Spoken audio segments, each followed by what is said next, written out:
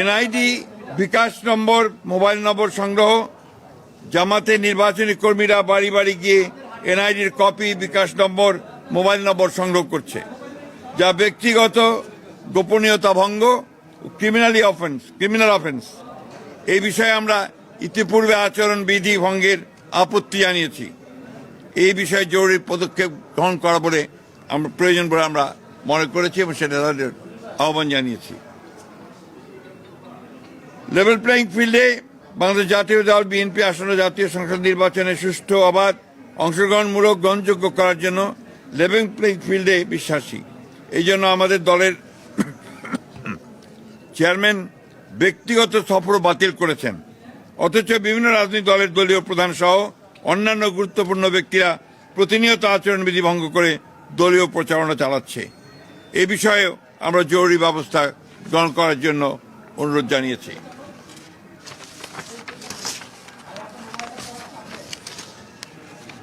আরেকটি বিষয় যেটা আমরা অত্যন্ত গুরুত্বপূর্ণ মনে করেছি, ঢাকা মহানগরী এলাকার বিভিন্ন নির্বাচনী এলাকায় একটি রাজনৈতিক দল তাদের মনোনীত সমর্থিত প্রার্থীদের নির্বাচনে বিজয়ী করার অনৈতিক কূটকৌশল অবলম্বন করে ব্যাপক হারে দেশের ভিন্ন ভিন্ন এলাকা হতে ভোটার এলাকা পরিবর্তন পূর্বক ঢাকা মহানগর এলাকার ভোটার হিসাবে অন্তর্ভুক্ত হয়েছে। মোট কত সংখ্যক ভোটার কোন কোন এলাকা থেকে ঢাকা মহানগরীর কোন কোন এলাকায় সংসদীয় নির্বাচনী এলাকায় কোন কোন তারিখে এবং কি কারণে স্থানান্তর করা হয়েছে, ঘোষিত কারণসমূহ স্থানান্তরিত ভোটারদের বিস্তারিত বিবরণ জরুরি ভিত্তিতে আমাদেরকে সরবরাহ করার জন্য আমরা অনুরোধ করেছি।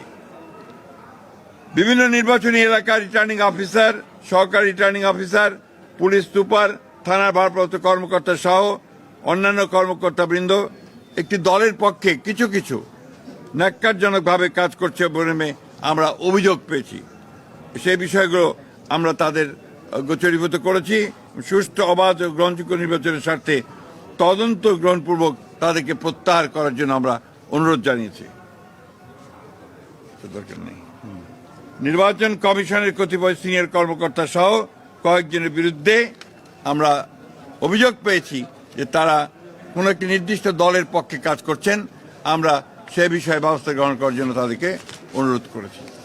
এই ছিল আমাদের আজকে তাদের সঙ্গে কথা বলা, এবং আমরা লক্ষ্য করেছি যে দুর্ভাগ্যজনকভাবে বিএনপি সবসময় নির্বাচন কমিশনকে সহযোগিতা করে এসেছে সুষ্ঠু, অবাধ, নিরপেক্ষ নির্বাচনের জন্য। দুর্ভাগ্যজনকভাবে কতগুলো বিষয় আমরা লক্ষ্য করছি যে পক্ষপাতমূলক ব্যবস্থা গ্রহণ করা হচ্ছে, এবং সেই ক্ষেত্রে কিছুটা বায়াস একটা অ্যাটিটিউড আমরা লক্ষ্য করছি। আমরা সেটাকে পরিত্যাগ করে সম্পূর্ণ নিরপেক্ষভাবে কাজ করার জন্য তাদেরকে অনুরোধ জানিয়েছি। Thank you.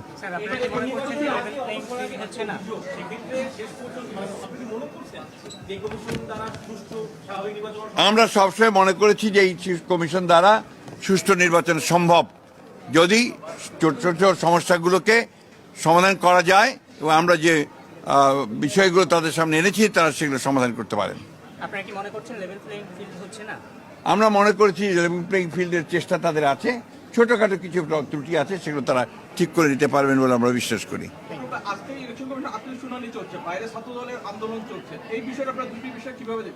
ছাত্রদলের আন্দোলন তো তারাও বলবেন তারা কিভাবে কেন করছেন, কি ব্যাপার তাদের বিষয়। তবে আমরা যেটুকু জানতে পেরেছি যে আপনার একটি বিশ্ববিদ্যালয়ের নির্বাচন আপনার যেটা বন্ধ করে দেওয়া হয়েছিল, সেটা নির্বাচন কমিশন আবার তাদেরকে অনুমতি দিয়েছে নির্বাচন করার, যেটা আমরা মনে করি যে এটা সঠিক হয়নি, এটা আরো সমস্যা তৈরি করবে।